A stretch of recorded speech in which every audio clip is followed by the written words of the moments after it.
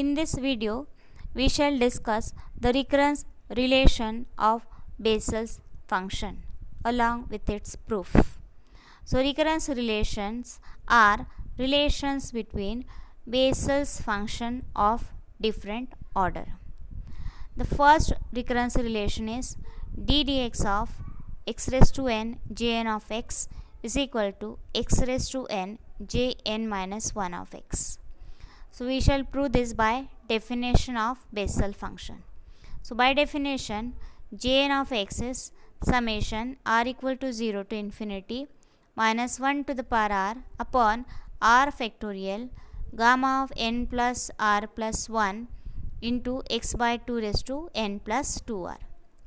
As we want x raised to n jn of x, so multiplying both the side by x raised to n. So, here x raised to n goes along with this, and by law of indices it will become x raised to 2n plus 2r. Now next we want derivative, so differentiating this with respect to x. Now, so it is only this term is differentiable, remaining all terms will be constant, so they will remain as it is. Summation r equal to 0 to infinity minus 1 to the power r, then the derivative of x to the power 2n plus 2r will be 2 times n plus r, x to the power 2n plus 2r minus 1 upon remaining terms as it is. Now here we can write this gamma of n plus r plus 1 as n plus r into gamma of n plus r by using property of gamma function. Remaining terms as it is. Now this n plus r will get cancelled. Then from this 2n plus 2r minus 1, we shall break this term as x to the power n into x to the power n plus 2r minus 1. So, we will take x to the power n outside as it is a constant term. As per the requirement, we can write it inside the summation as well as outside. So, x to the power n outside from this one term, then minus 1 to the power r, x by 2. What is left here? One more term of n. So, n, then minus 1 plus 2r. Remaining terms can be written as here n plus r can be written as n minus 1 adding and subtracting 1. So, n minus 1 plus r plus 1. So, if we compare this with this definition, and if I will replace n by minus 1, n by minus 1 will get this term. N by minus 1 will get this term. So, this is nothing but according to definition j n minus 1 of x. So, this is one of the important recurrence relation which will be used for proving the remaining recurrence relation as well as for solving the example. Now, let us move on to the second important recurrence relation. d dx derivative of x to the power minus n jn of x is equal to minus x to the power minus n jn plus 1 of x. Again we will start with jn of x expression. As per the requirement, multiply by x to the power minus n on both the side. So, here according to law of indices it will be x to the power minus n will get multiplied. So, minus n, x to the power minus n, x to the power plus n will become x to the power minus n plus n 0. So, only 2r will be left. So, x to the power 2r, then x by 2 raised to 2r. Now, one more power of 2 is here. What is that? 1 by 2 raised to n. So, that we shall write separately. Now, differentiating both the side with respect to x. So, all other terms remains as it is. Derivative of x to the power 2r will be 2r x to the power 2r minus 1, and the power of 2 will be 2 raised to 2r and 2 raised to n. So, as it is. Now, after differentiation, we can write r factorial as r into r minus 1 factorial. So, this r will get cancelled. Now, this summation will starts from r equal to 1 to infinity. because here when we put r as 0, this factorial term will not define. So summation has to start from 1 to infinity. Now again we can write this x to the power 2r minus 1 multiplying and dividing by x raised to n. So x raised to n, here it will be x to the power minus n. Again with a negative, arranging the negative sign. So minus 1 here, minus 1 over here also. Now we'll take this outside. Now apply law of indices. So minus 1 to the power r minus 1, then x to the power n, adding plus 1 and then subtracting. So we have this term. Now here put r minus 1 as k.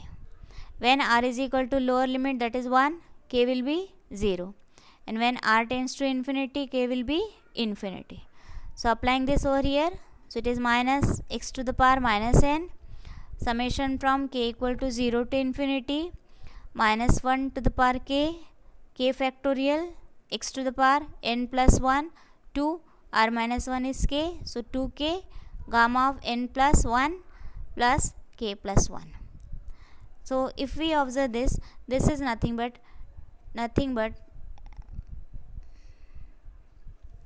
the Bessel's function, where the variable of sum is nothing but, instead of r it is k. Remember, variable of sum is always dummy. The only thing is that structure should remain as it is. So this is nothing but a required Bessel's function with n replaced by n plus 1. So we have jn plus 1 of x. So in this way we shall prove the second result. Now let us move on to the third recurrence relation. For this we will make use of the second recurrence relation, that is d dx of x raised to minus n jn of x is equal to minus x to the power minus n jn plus 1 of x. Now differentiating this, just apply product rule. So x to the power minus n, derivative of jn is jn dash, plus derivative of x to the power minus n is minus n x to the power minus n minus 1. Jn of x as it is equal to the right hand side. Now dividing both sides by x raised to minus n, we get jn dash of x minus n, x raised to minus n will get cancelled, x to the power minus 1 is left, which we can write as 1 by x. Jn of x is equal to, right hand side is minus jn plus 1 of x. X raised to minus n will get cancelled. Rearranging the term, we get the recurrence relation 3. Now let us move to the recurrence relation 4. So here, in order to prove this result, we will make use of the recurrence relation 1, that is d dx of x raised to n jn of x is equal to x raised to n jn minus 1 of x. Again applying product rule. Now dividing both sides by x raised to n is the highest power term of x, we get the desired result.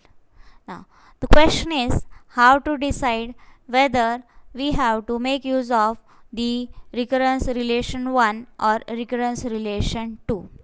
So if in the desired result we have the highest power term as n plus 1, we will make use of the recurrence relation 2, and if in the desired result the term is n minus 1, then we shall consider the recurrence relation 1. Now last property, recurrence relation. So for this we will make use of both recurrence relation 3 and 4. So first we consider recurrence relation 4 and then recurrence relation 3. Just subtract equation 1 from 2 and simplify. You will get the desired result. So remember that recurrence relation 1 and 2 are very important, and using this we can get the proof for recurrence relation of 3, 4. In equation 3, recurrence relation 3, we'll make use of recurrence relation 2 as it contains Jn plus 1 term, whereas in recurrence relation 4 we will make use of recurrence relation 1 as it contains the term Jn minus 1. I hope you have understood the concept very well, and using this we will solve the example in our next video lecture. Thank you.